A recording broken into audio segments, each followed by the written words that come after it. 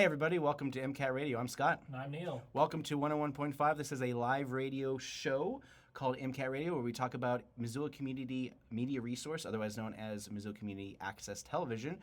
One on channel 189 and 190. This is our companion show that we do every Monday from noon to 1. That's right. So, how's your weekend? Doing good? Yeah. I had a pretty good weekend. Just worked, went home, missed Roots Fest, Yes. unfortunately. MCAT was there for Roots Festival.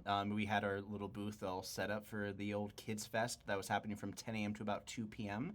We did some stop animation. Kids were all around us. It was a great time. You know, we're always such a good draw because especially when it comes to like, oh, there's Legos. Wait, I'm going to animate with these Legos? Cool.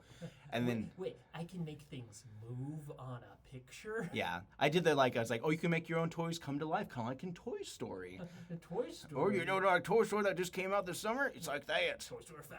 Yeah.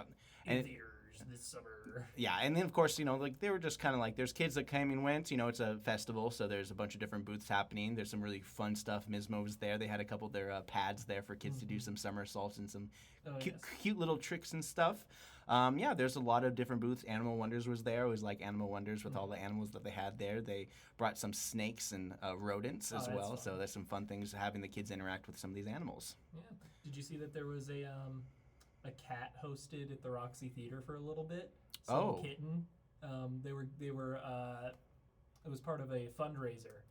Okay. For the fostering of cats. Oh, great. Was this part of the Cat Film Festival?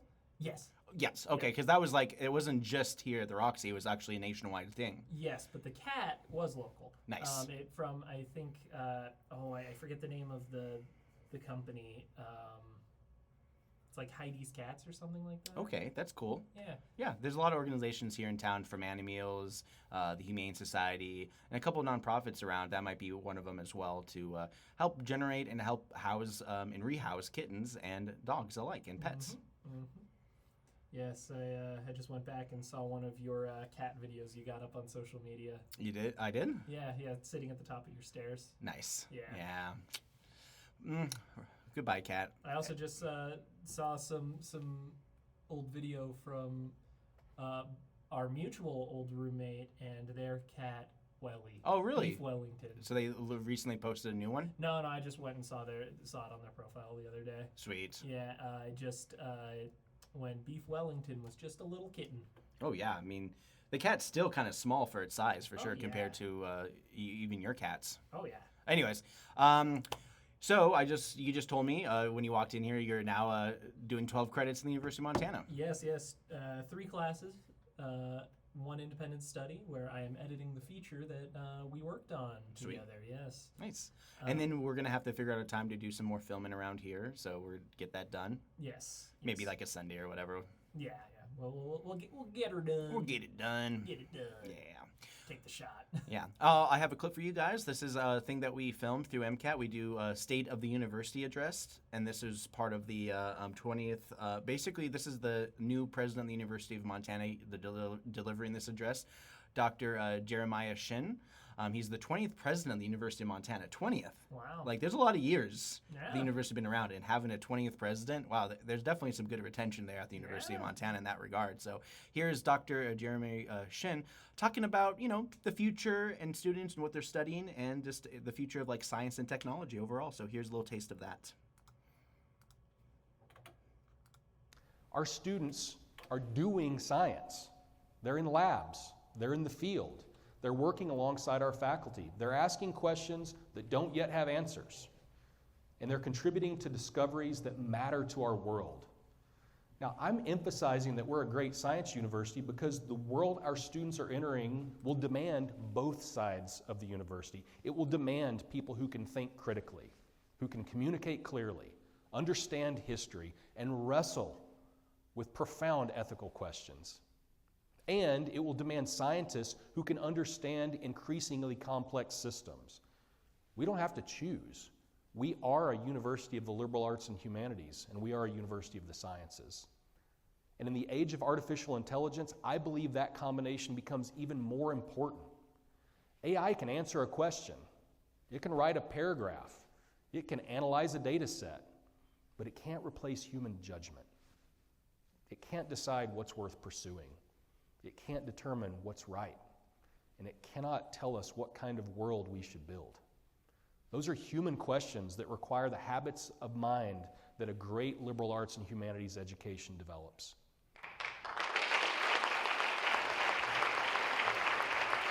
All right, so there was a little taste of that. And that's available at the MCAT's YouTube page at MCAT TV Missoula. This is called the State of the University 2026. Mm-hmm. So yeah, new president of the university. Of course, this is in lieu of our own President Seth Bodnar, former president, running for independent slot at the Senate seat for the state of Montana. That's right. Yep, I don't want to get too political, so I won't. Moving on. If we're talking about something... I haven't even had a drink yet. Yeah, exactly. But if we are going to talk political, the roadless rule might be superseded by the federal government altogether because the state of Montana essentially rebucked a lot of the things our state was trying to do, which would rescind the roadless rule, hence building out more roads in more heavily wild forest areas. And so they had an open comment section during this time. We've done shoots. We went as far as Hamilton, outside of our service area, just to film some of the things that they're talking about. But they received over 625,000 comments with a 99 percentile of saying, let's keep the roadless rule. Let's not do this. And, part of this is that 30 scientists who have decried wildfires are human-caused, with 85% of fires in Montana being human-caused. Wow. And added more roads, more people traveling through town.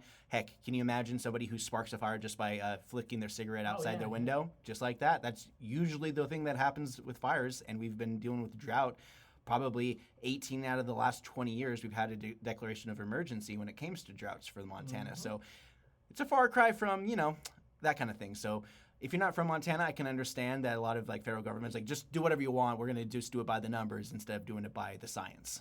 Mm-hmm. So there's a little bit of a thing out there that's going on right now. And so, this is preservation of nature has been defending for over 50 years because it's actually built into our Constitution. Yeah, well, Scott, not to get too political, but the thing is many studies have found that popularity of a policy has very little sway over whether or not it'll be implemented. Exactly. Yeah, public opinion on things doesn't matter. Yeah. Is basically what it's saying. Yeah, it's politically. The thing is are we going to wait to be at the voter thing, or is this something that we need to go to our Congress people who may or may not even respond to us, or if they do respond to it, it'll be basically in the can kind of response where you have those automated responses you get from people, be like, I'm out of the office right now, but I'll be sure to return your email at some point, which is one of the few things that I don't like about some emails that they have there. If you have the automatic response like that, I'm probably not so keen on doing business with you in any way, shape, or form. Just saying, return your emails. It's good. I'm very bad at my emails, that's... And I know it's a problem. Yeah, but you don't have to have the automatic response where just I'm out of the office. It's but everyone has a phone and their email and everything associated with it. If you want to walk away, you can walk away, but you don't have to have this automated response. Yeah, there's something to be said where I've said it to my wife a few times where I'm like, I don't like that everyone's available at all hours of the day now. Yeah, you shouldn't have to be. No, exactly. Yeah, there's some countries and other places where there's somebody who became a CEO of a company overseas, and then they couldn't get a hold of their employees over the weekend, and then the person responded and be like, you are not in charge of me over the weekend. It is part of our country's laws is that you're not supposed to get, be able to contact me over the weekend when I'm not working overnight or anything like that. Yeah. Disconnect. It was when I'm working, I'm working. When I'm not working, I'm not working. We need that kind of separation for a lot of good reasons because job isn't your life. Yeah. Well, that gives me an idea, Scott. What if we completely separate our personal and work lives? We go into our brain and we separate it. Kind of a severance. It's interesting. Maybe we should pitch it to a streaming service. Yeah. Do you think Netflix would want it? Or maybe we got to go a little bit smaller, something to prove. Maybe Apple? They're prestige, right? Yeah, Apple, Apple. So. They just made a couple good shows on Apple. So what would we call the show? Separation Dandy or something? Yeah. Separate? Split, yes. We call it Split. Wait, with that movie, that title was already taken by that M. Night Shyamalan movie. You're right. Well, it is about work. It is about work. work. What do you get from work when you're fired? you get Assuming you've got a good job. probably, I don't know. It's definitely not workers' comp. It's No, probably no, more or no. less maybe Social Security. Well, yeah, but you got your vacation hours left Okay. over, you've got sick hours left over, Yeah. and you've got something written in your contract. I don't know. It's hard to say. It's really hard because you're trying to sever yourself from. Wait, what? Say that again. Yourself? No, the other thing. You're trying to? No. All right, we should just give up. You're listening to 101.5 KFGM. This is MCAT Radio. We're having fun here, and we want Somebody who to. doesn't follow shows are like, what are they talking No, about? never. I don't expect people listening to follow what shows are popular at any given time. I still need to watch that particular show. Yeah, it's really good. You really like it. Adam Scott is definitely one of the few things where it's like, oh wow, he actually broke away from Parks and Recreation. He does a good job in this one. Maybe I'll watch it after I'm done with Widow's Bay. Nice, sweet. Yeah. Also on Apple TV. Pretty much, yeah. You mean like if you get a Mac, you pretty much trip over an Apple subscription. Right? Yeah. Yeah, so let's talk about some of the classes and some of the stuff that we do here at MCAT, because MCAT is a broadcasting publishing house. So if you're interested in making your own TV show and more, we do our orientation every Saturday from about 10 a.m. to 10:30, 11 o'clock if you have additional questions on how you can launch your own show, whether that be a podcast, a video show, or heck, even having a little taste of that radio that we're doing right here and right now, because we are doing a companion show with our channel, because if you can hear us, you'll be able to see us on our replays, which happens Monday nights and Tuesday evenings. So enjoy that. And tell us about a Blender class. Yes, Blender every Monday night from 6 to 8 and every Friday evening from 4 to 6. If you want to learn 3D modeling or animation, come on down to MCAT. I've been doing Blender for a little over 2 years now, a little over 2.5 years, actually. I'm 2.5 now. Yeah. But Blender is a great program. You can make basically whatever you want in it. Animated, even some live action stuff. It's great for VFX shots. Yeah. Which is something that I'm actually trying to learn right now. Yeah, we were working on it with our horror camp where we imported footage where we want to insert the characters. Mm-hmm. And we used pre-made 3D models for the most part. Well, we used a pre-made 3D model, and then I made one. Nice. Yeah. You know the one I made, Scott. Yes, I do. And his name is John Snatcher. Yep. Very much like when you try to make your own version of Slender Man, but you give him a pot belly. Yeah. Yep. A jiggly pot belly. Jiggly one, because you really emphasized on that. You spent a lot of time on that belly. Yeah. I think it was worth it. Yeah, it's definitely worth it. And it's worth it for you guys to check in with our video programs. This is actually a clip we're about to show you, or not show you, but listen to. You'll be able to see it on our replay show, but this is from the James Welch Native Lit Fest 2026, and this is featuring Taryn Lastgun, speaking about art and literature in the James Welch Lit Festival. So here it is. To ledger art. Ledger art, we're using these records and accounting records, and I mean, the paper I've come across is cattle records, veterinarian records, even like county jail records. And I often look at the dates. So this is actually 1937, and I try to put myself, and actually if I don't know what was going on, I do further research, but we were on our reservations at the time, had gone through many atrocities, and really in a tough position as Native people in Canada, throughout North America.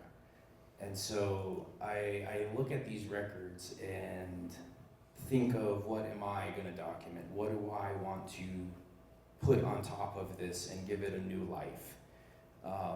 And so that's what I'm thinking about. I'm thinking of these timelines.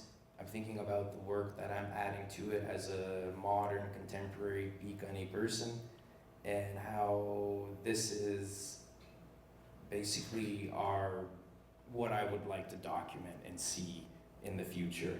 And it's really, that it's basically, I think of it as like reclaiming, reaffirming our identity This document is for Montana, Custer County, Miles City. And so the Montana paper feels extra special to me just because this is our territory throughout Montana.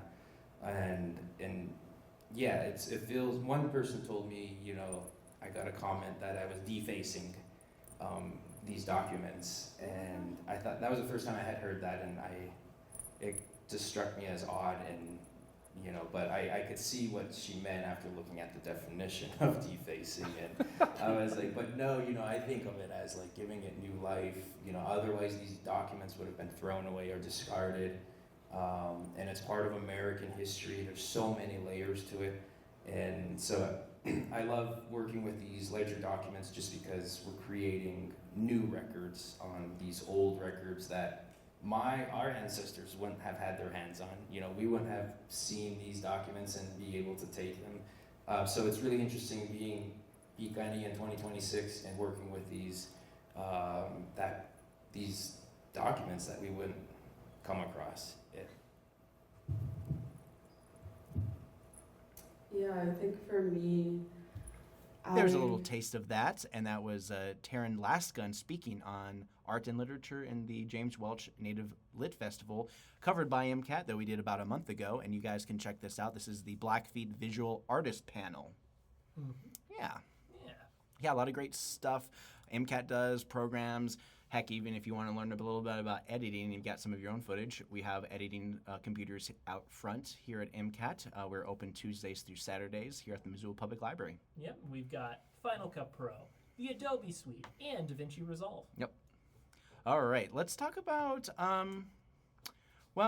more stories about wolves. This is a pretty hot topic here in Montana. They've been delisted since 2011, but so far, when it comes to trapping and hunting, the hunting has been doing so well that they're making this upcoming hunting season a 250 cap on wolves. Okay. And so each person who effectively could hunt up to 15 wolves, which is crazy. It's now, their cap is going to be about a 10 wolf cap this time around. In some places, it's going to be 5 in the, I think it's called Zone 3 in the state of Montana. I don't know too much about that, but this is something that the Montana Free Press was reporting on over the weekend, talking a little bit about that. And, a lot of successful hunts. And they said that the population sits around 725, but there might be less than 300 less wolves of that total count number. So they're really kind of worried about making sure it's a healthy population while still adhering to the ideas like we don't want it to be like an invasive wolf species in the state of Montana, because it's can be very detrimental to the ecosystem since we haven't had since we started reintroducing wolves into our ecosystem essentially. Yeah, because it's it's a predator. It's going to hunt all the other animals there and do their thing, and it's going to add some competition to the other hunters in the forest. And not to mention, a lot of landowners, ranchers, and people are really concerned about their animals, especially when you're introducing something that likes taking easy prey intentionally. Wolves do like going for the easy prey most of the time. They always go for the weak ones. Yeah, that's just smart. Yeah, exactly. They're very intelligent pack hunting animals. Why chase the thing that will take a lot more energy? Exactly. Why not go for the one that'll fall down faster? Well, I've been getting a lot of information on this feed about how now squirrels are becoming carnivorous. What? You hear about this? No, I haven't heard So about apparently this. there was an abundance of a specific kind of mole rat, kind of abundance of them. Okay. And I guess squirrels have been seen shaking them to death. Yes, yes. Kind of like, how they crack the nuts. They shake the nuts and they put it down on the ground. And so they've utilized that technique to kill those mole rats. Here's the thing: is most non-carnivorous animals are opportunistically carnivorous. Yes. Like you've heard stories about horses around baby chickens, right? Yes, I did see that clip of a horse basically eating one of the chicks by just randomly. Just leans down, picks it right up. It was crazy to see. It's opportunistic. It is such a crazy thing to see a lot of times because it's not unheard of for herbivores to kind of dip into the omniverse in a way. Yeah, exactly. You just never know. It is kind of crazy because it's like If it's there and it's easy. well, because bats, free calories. they eat a lot of insects and a lot of things like that, but they also eat fruit. Yeah. But when they have places an abundance of fruits, then you have those fruit bats that are 3 feet tall essentially. Yeah. They're big bats. Yeah, well, then you've got there's very few obligate herbivores comparatively, you know. Yeah, so I guess the abundance of these rats have gotten the squirrels a little more curious about going on the Atkins diet. But once they have meat, they'll have enough calories for their brains to evolve to be bigger, just like humans. Yeah, I mean, it's the same thing with like, And that's how squirrels there's sell even live. some stories about how raccoons are becoming cuter and more domesticated, kind of like how the cat became domesticated, Yeah. where they're just like, oh, I'm getting fed by being me myself, essentially. Nice. Nice. Yeah, I mean, people like raccoons. Yeah. Yeah, they're cute. They have little bandits Yeah. faces, and They're Yeah. mischievous. they're mischievous. They're fairly large too. They're kind of like in between like the size of a cat and a dog. Yeah. No, they're big. And they have like the intricacies of their hands, and they just like they can work all sorts They of got things. grabbies. They got grabbies. That's what I like. I believe that's the scientific term. Little grabbies. Little grabbies, yes. All right. Do we have anything going on in Missoula? We had the Roots Festival over the weekend. A lot of bands, a lot of folks from around the country, a lot of bluegrass type music going on. It rained on Saturday, and there was quite a lot of wind on Saturday just in general. It's definitely one of those events that happens. I really think it's like the last of like the summer festival events, Yeah. but it kicks off like all the festivals happening in Missoula during the Yeah. fall. We've got homecoming coming up. Next weekend, I believe we have another festival happening. I think it's Irish Fest. Oh yeah. Yeah. I got to double check because you don't quote me on this because there's definitely a lot of things going on this weekend. Not to mention we have German Fest, Oktoberfest, which are completely two different German fests happening in Missoula too. So, and then not to mention we have there's like a Latin American festival. I think they did the first one last year, and they're looking to repeat it this year coming up. Yeah, there's so much going on, and Karis Park is pretty common when it comes to a lot of these festivals that just pop in ever so often. Yeah. Let's see. Somebody posted a photo of what looks like the McLaren car dealership. It looks like that might be a new business with a bunch of sports cars. Okay. Very fancy, very expensive. Yeah, of course. That's one thing I'm seeing in the subreddit. Somebody lost their tabby cat around Grant Creek. Okay. So if you see a tabby cat, you might want to check Reddit. Yeah, I've seen a lot more and more pets going missing and being posted on the Reddit these days. Yeah. I feel like people figured out that it's a good place to post their Yeah. lost pets, so we're just seeing it more. Yeah, a lot of it has like there's like the major Facebook page here in Missoula that kind of like helps distribute information, but Reddit definitely takes up a lot of that too these days. Yeah. Yeah. Let's see. What other things do we have on Reddit? This person asks if Nimrod Warm Springs is still a thing. Yeah, Nimrod. Yeah. Yeah. Yeah, basically, yeah. It's like one of those things where you can dive deep and then go into an underwater cave. Oh yeah. Yeah. That's what Nimrod is known for. I've never done it personally. I've did been the invited a grotto. couple times, but I've just never really gotten to the motivation to do it. Yeah. Yeah. Yeah, we're at a high for gas, you know, like when I I saw am, yeah. 439 recently. 439 at that one gas station off of Orange Street. Here's a different one that's 439. Wow. Dang. Yeah. That stinks. The Sinclair. Yep. Sinclair And then the Gas. Circle K, they keep on teasing you with the 10-cent drop and Yep, upcrease. If you got their card. Yeah, it is kind of ridiculous in that regard because it feels like false advertising in a lot of different degrees because you look at it, it's just like, oh, well, look at that. It's like, oh, why did it increase by 10 cents? And then it was definitely something to get used to because I'm not used to the sign changing numbers. Sometimes in the morning you catch the changing of the price of the gas numbers and it's like, oh, look, they're changing it this morning. Usually I see that on Sundays. Oh, yeah. Yeah, between like 8 and 10. I usually, like some gas stations change at different times. Anyways, if you're on the road and going around Missoula, Montana, and you're avoiding Reserve Street at all costs, what are some of the places you can go for lunch today? Well, it's a good thing that you're avoiding Reserve Street because you can't go to Mod Pizza anymore because it's gone. Yeah, Mod Pizza's gone. Yeah. Yep. Hmm. Well, you love Mod Pizza all of a sudden. Yeah, I just was remembering it. Yeah. Yeah, I don't miss it as much as I miss Who Hot though. Yeah, Who Hot's pretty dope. This is the Who Hot, a minute of the day. I miss Who Hot.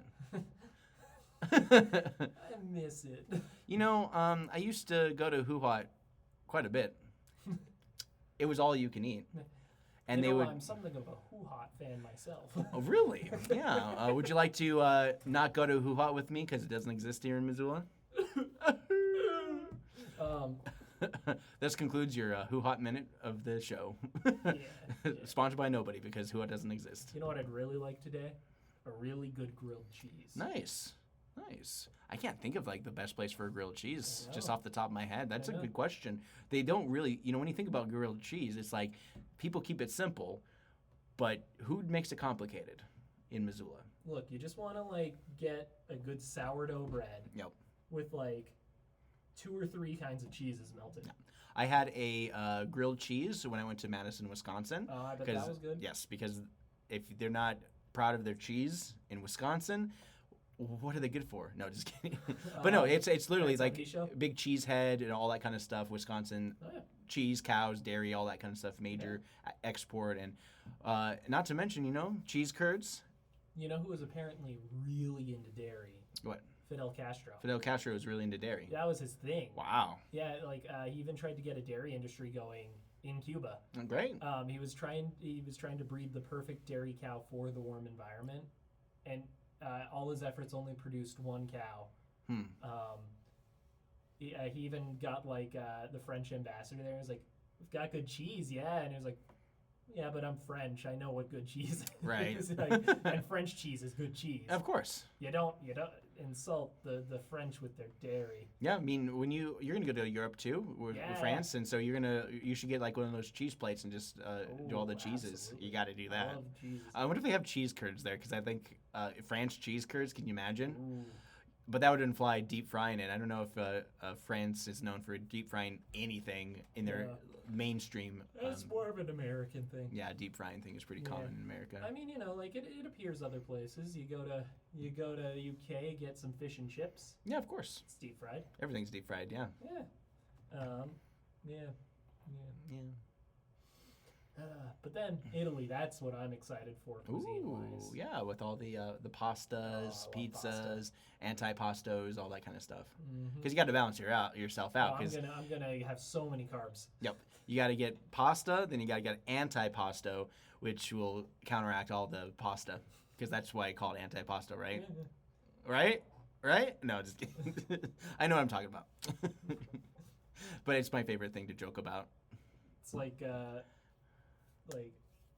apparently if twins were born in Rome, Okay. the Latin names would be like you'd give one of them a name, and then the other one you'd be like, and you're anti that name. Oh, So it's like, here's Bob and anti-Bob. I wonder if that has to do with like Romulus and Remus. Maybe.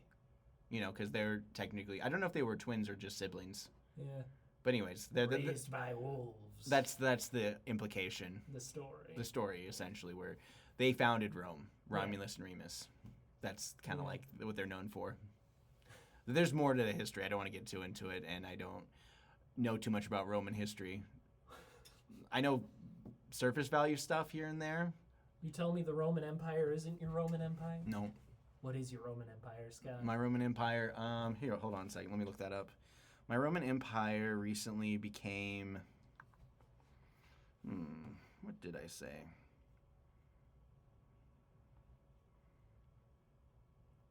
Oh, my Roman Empire is girls only want one thing. It's the house from Hocus Pocus. That's my Roman Empire. I'm waiting for somebody to say, my Roman Empire is Greece. Really? That's hilarious. Yeah. Yeah, I mean, like Rome basically took a lot of their ideas from Greece's democracies and stuff like that. Yeah. And then when you think about it, it's like, back to the Odyssey, Christopher Nolan, it's not so much about the Odyssey home, it's more just about the collapse of society in general. And The so Bronze Age collapse. and theirs is more just like, I thought they had democracy. Why do they have kings and lords and leadership like that? And The so collapse. that was the collapse. It was like the fall. The predates the fall is usually when you have like borderline fascists, like Yeah. things where you don't have many people making decisions. It's like kind of like what is it called? Unilateral decision, where it's like one or two people making the major decisions of everything. Robert it's- Pattinson saying beggar like it's a slur. Yeah, Right? Yeah, exactly. The amount of weight he put onto the word beggar in that line. exactly. Well, the whole implication of like their culture is essentially meaning like treat everyone with respect because you don't know if they're going to be Zeus in disguise. Uh-huh. That was the point. It was like they used that as a pretense to.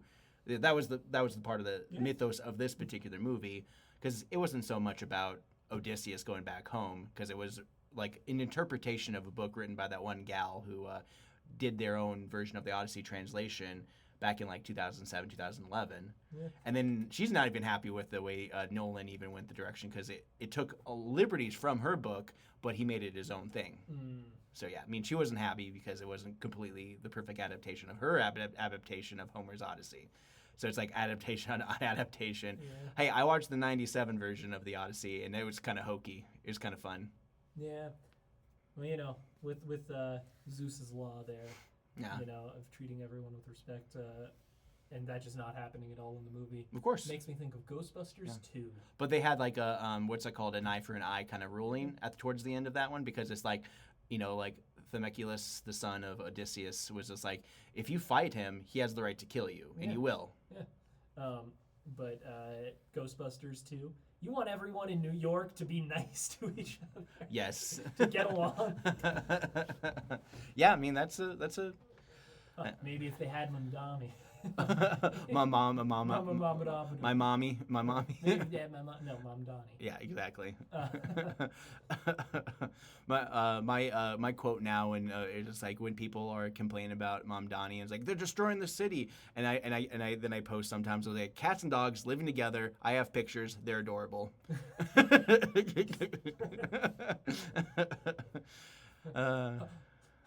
Yeah. New from the dodo. Look, they're best friends. There's a rescue dog on Dodo. It's like, are they going to be okay? It's like, yes, they're going to be just fine. Because it's the dodo. Yeah. And then a family who loses, like, I was like, it reminds me of my old pet Buster, but this is a new animal. I didn't expect to like this animal, but then it fell in love with my husband. And it's usually always kind of like that case where it's just like, it's like my husband never wanted a cat, but then he became a cat dad almost overnight. Anya and I watched a little bit of The Conjuring 3 yesterday. God, how many are they at now? I think they stopped at 3. Because this is the one that branched off like Annabelle, The Nun. Yeah, that franchise. Yes. Yeah. And we got about 25 minutes into The Conjuring 3, and we were like, "Is this gonna be the whole movie?" And so we turned it off.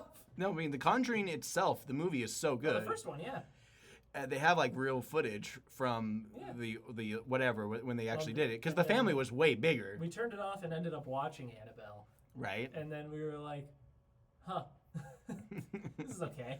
Right? Yeah, I mean some horror movies are just like the intent behind it is a lot scarier than the movie itself most of the time. When you get through it, it's just like, oh, okay. Yeah, a lot of it was just like, I feel like Annabelle, for me, just lacked a really solidly scary scene. Yeah. They like utilizing like the slow burn approach, Yeah. and then sometimes the payoff is really good. Sometimes the payoff is just kind of like, oh, that was it. Yeah. Yeah, it's kind of like the reveal of the big monster at the end of the movie, and you're just like, that's kind of dumb looking, but whatever. Well, and then of course you can't talk about The Conjuring without talking about Ed and Lorraine's indiscretions. Of course. You know about that one? Yeah, I mean they've always had their the alleged child mistress. Yeah, there's a lot of weird things with like the real story behind the people, because it's like there's the implication that they're charlatans. Yeah. That's a big thing. And it's kind of funny because the person who effectively purchased their house of horrors with the real Annabelle, basically Raggedy Ann, is the creature. Which frankly is way scarier than the Annabelle doll in the movie, which is just like comically evil looking. Yeah, black triangle eyes. You've seen Raggedy Ann. Yeah. And, that's the implication is that that's the horror creature. And I guess there was like a more recent death where somebody was doing an investigation of that horror house and everything like that. And a fun fact, comedian Matt Rife owns the Annabelle house with all Okay. the horrors and stuff. It's like Matt Rife, he's that guy. Okay, like I know him for like some comedy. I haven't seen him in a while, but when I heard about this, it's like, oh, okay. Yeah. The other thing I heard that I think is really funny is that the Conjuring movies are really just Christian superhero films. Yes. It's got the cinematic universe. It's got like they've got their superpowers that Exactly. they use to defeat demons. Well, they did the same thing with Russell Crowe. Russell Crowe made 2 movies where he's an exorcist. Yeah. You know, I don't remember what the movies are called, but no, wait, The Pope's Man or something. I'm Pope Man. No, like it's kind of like one of those kind of titles where it's like the Pope's Exorcist or whatever, and he's like he's like based on a real guy who was like the rock star of Exorcists and stuff like that and whatnot. It's kind of one of those kooky stories for sure. I should just rewatch Mob Psycho. Yeah. Speaking of Well, because you know exorcisms. in the original Exorcist, they don't technically beat the entity. No, They kind of absorb. The priest is like, "Take me," and then he dies. yeah. Spoiler for a movie that's been out for 50 plus years. But yeah, I mean, the whole point is that they lose, but they save the child. Yeah. And that was kind of like the point of the movie, which is like self-sacrifice, all that kind of stuff. Where in these new ones, we're just like, they're superheroes. Nothing bad will ever happen to them because they're special. Mm-hmm. And it's like, no, there's, you know, it's like, it's the weird thing. It's always like, there's always a cost for these kinds of things. And yeah, I don't want to get too much into the weeds of religion and stuff like that. Yeah, Because no. religion all has to do with a version of self-sacrifice in their own regard. But the Conjuring franchise, not personally my favorite. I just don't think it's that scary. Well, it's like the same thing with Insidious. Insidious is a whole other monster of Well, movies. look, Insidious. I think the second one was really dumb. Right. They just made the new one where apparently the gimmick of this new one is they created a fake alternative world called the Further. Yeah. And the Well, part that of this was always part of it. Yeah, but the gimmick of this one is essentially you can actually go into the Further and bring back people who Yeah. have died. Yeah. But of course, when they open the door, the other monsters start coming through there's as well. all the demons. So with everything, it's a horror movie, and Yeah. if you think that there's something good But coming out of it, the first Insidious movie, it's got that iconic jump scare. yes, with the face behind the person, Yeah, he's like, rah! it's like. He's like, I'm Darth Maul. Pretty much, Darth Maul mixed with the same kind of makeup that reminds me of what they did with Nightcrawler in X-Men 2 Oh, totally. with the teeth. It's like, oh yeah, that looks like Nightcrawler, but Yeah. it's like with Nightcrawler and for me, Darth Maul like, had a baby. The most iconic thing I can think of from The Conjuring is the clapping, Yes. and that's also from the first movie. Yes, I thought that one was the one with the lights out, I where mean, there's a clap and then the light goes I out. think that does happen in Lights Out too. But, Yeah.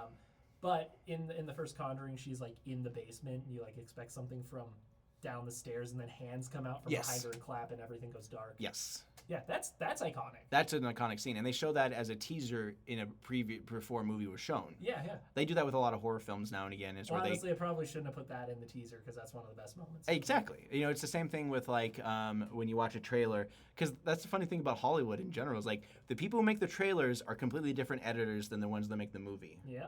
And yeah, I get that they usually contract that out to other people. I don't know. Yeah.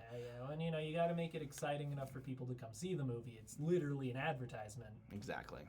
But yeah.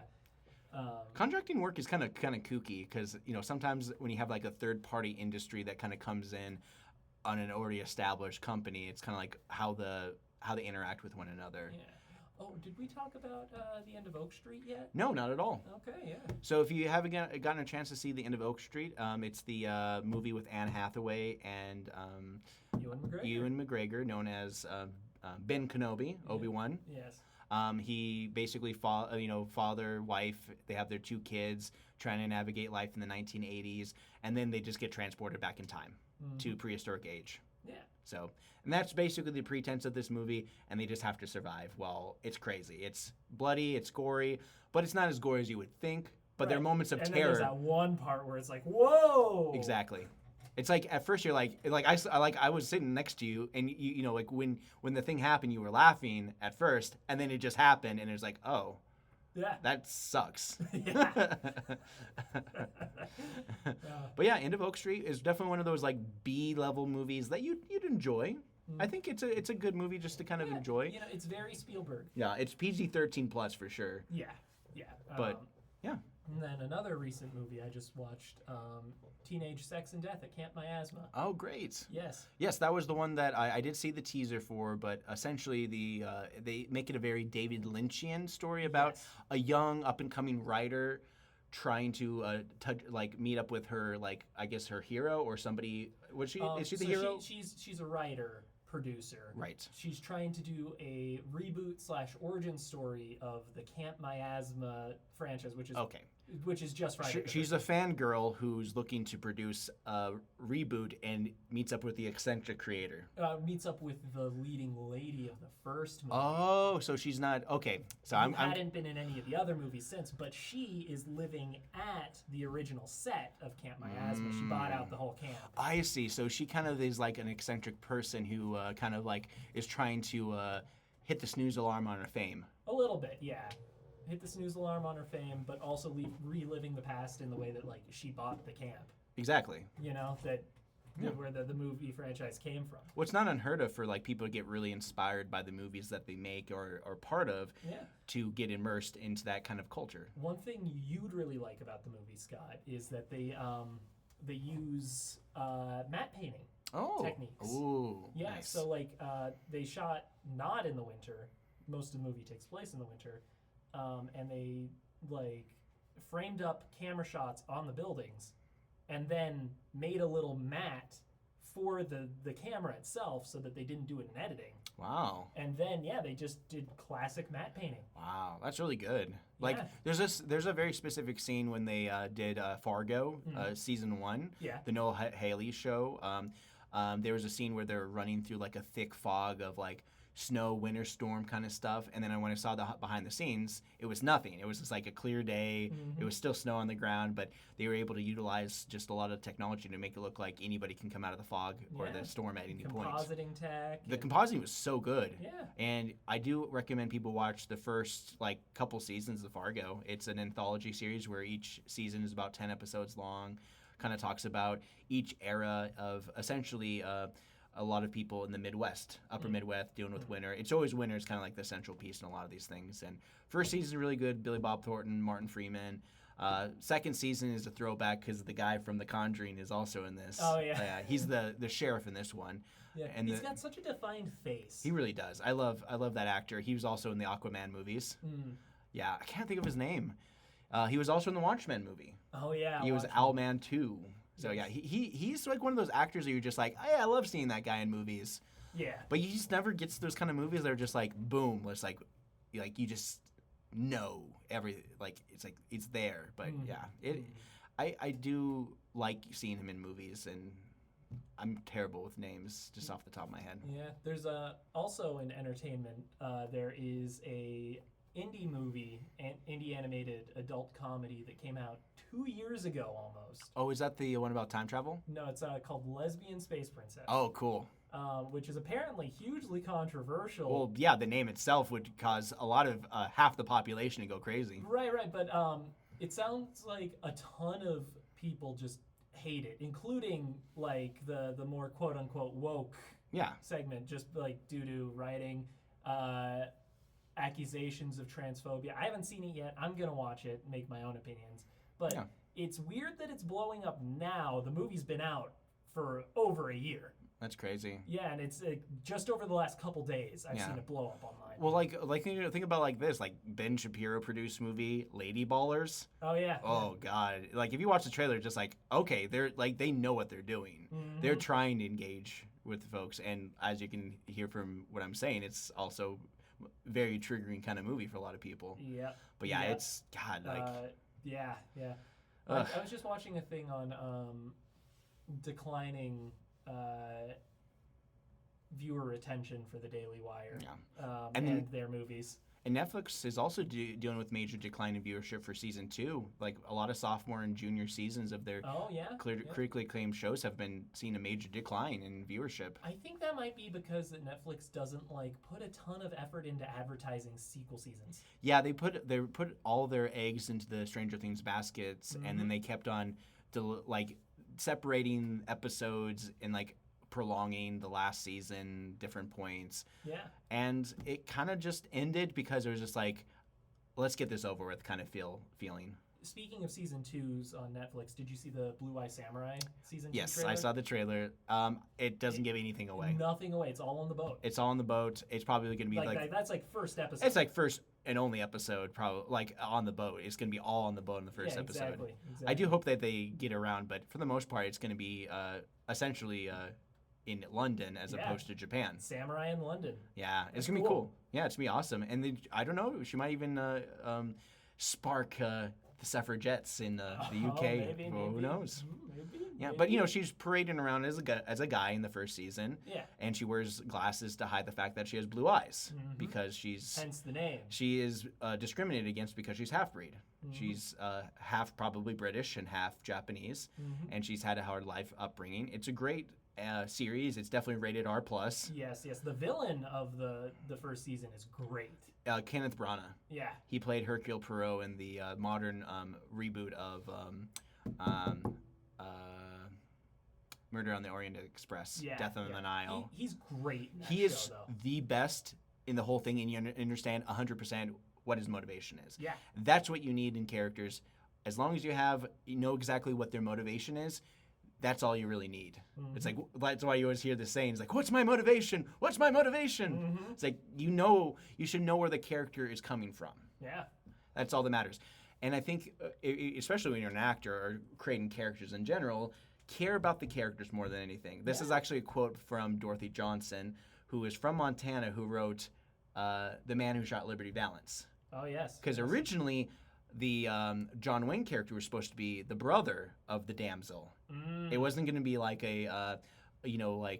who she going to choose kind of at the end, because he's the childhood friend, and he's the smooth talking lawyer who comes from out east to bring civility and the law and justice to the west. And then that's why you have Liberty Valance, who is the evil villain Yeah. of those books, played by Lee Marvin. He shot Liberty Valance.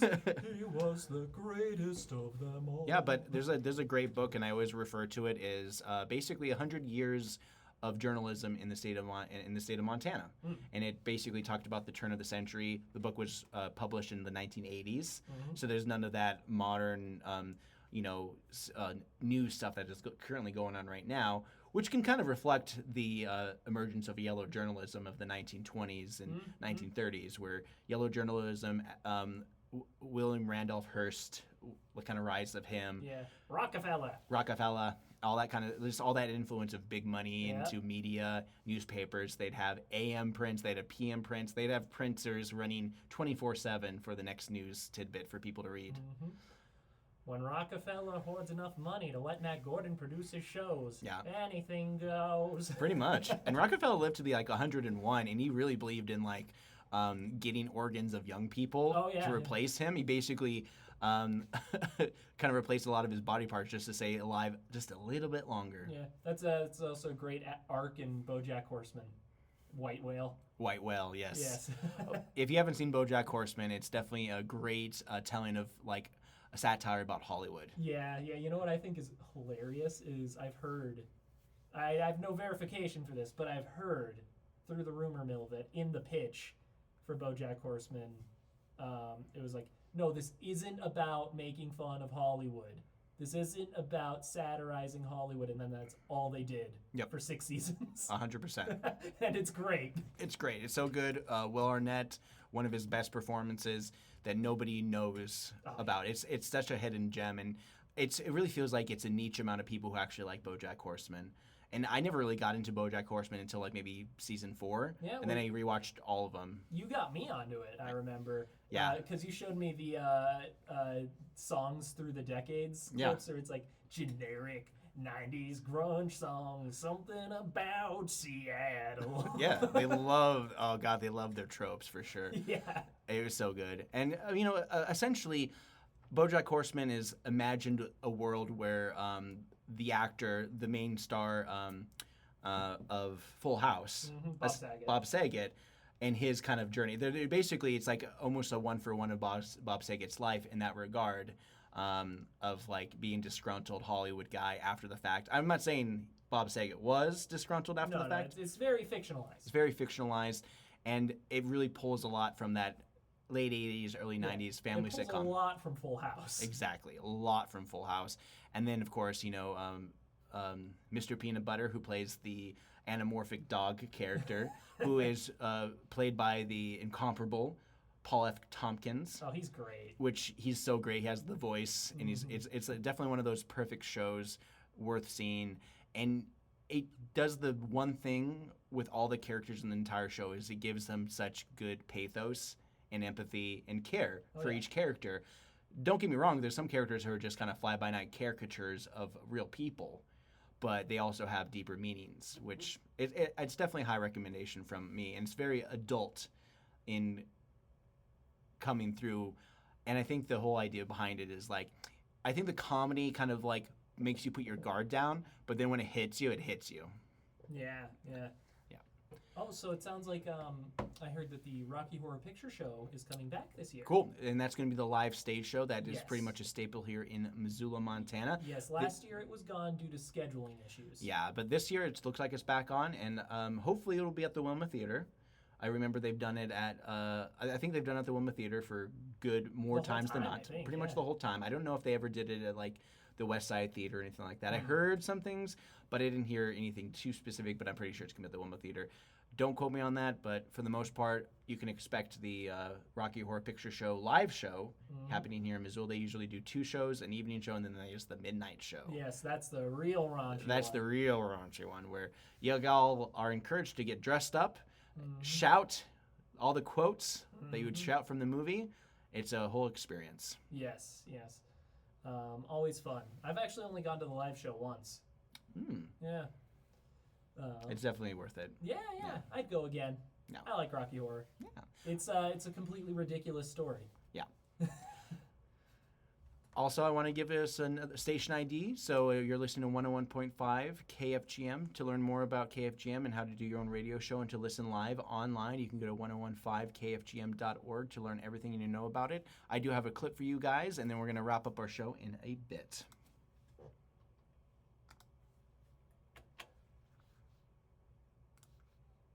Or simplified probably, but I tell folks that skeet shooting is a little bit more like hunting ducks because the targets kind of pass in front of you, and trap shooting is a bit like shooting pheasants because the targets come out in front of you and rise up, and they go all different directions like pheasants do.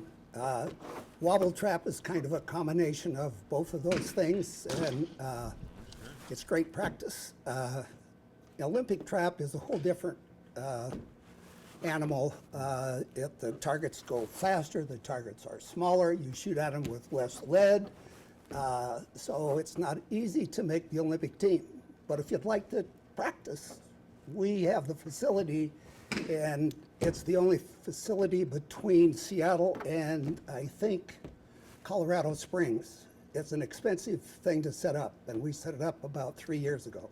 It's all we actually had it for a long time. We redid it.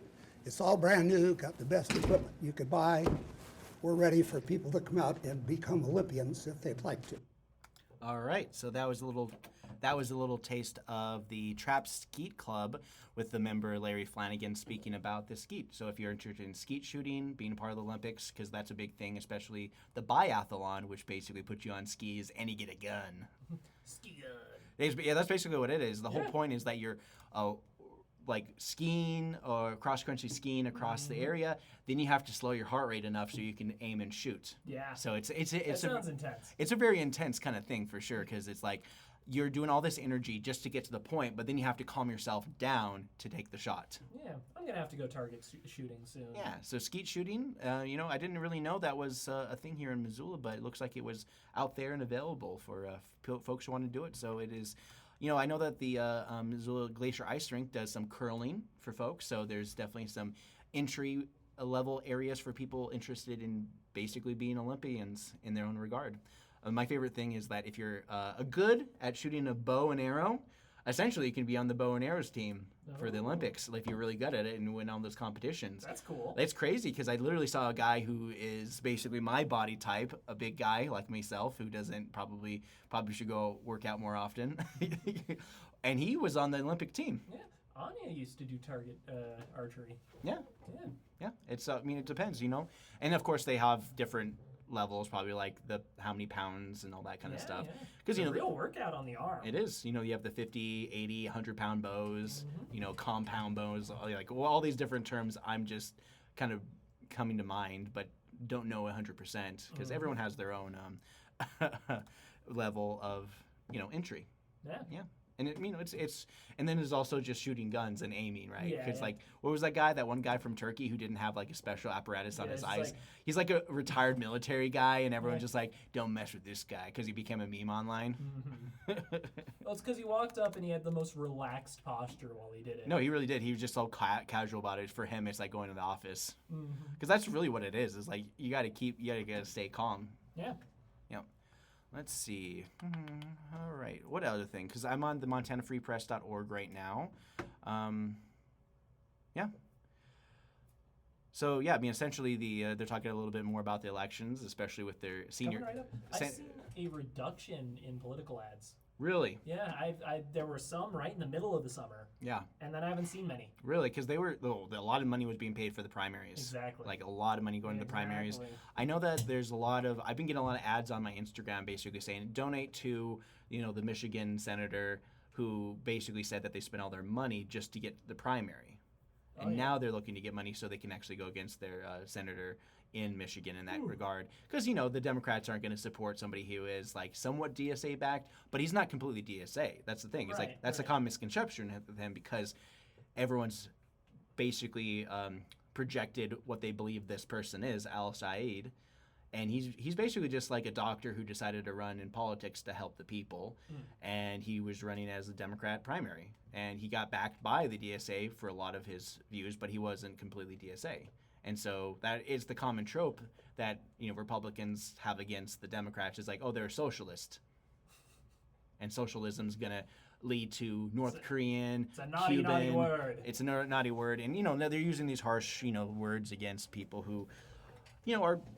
I think the whole point is, like, I think now with the way that politics are going is, like, a lot of people are trying to listen to people more and more these days and trying to figure out what the majority of people want as opposed to by committee voting.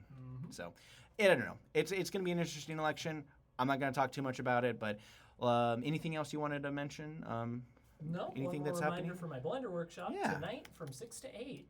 If you want to learn 3D modeling, animation, texturing, even motion tracking, come on down to MCAT and I can help you out.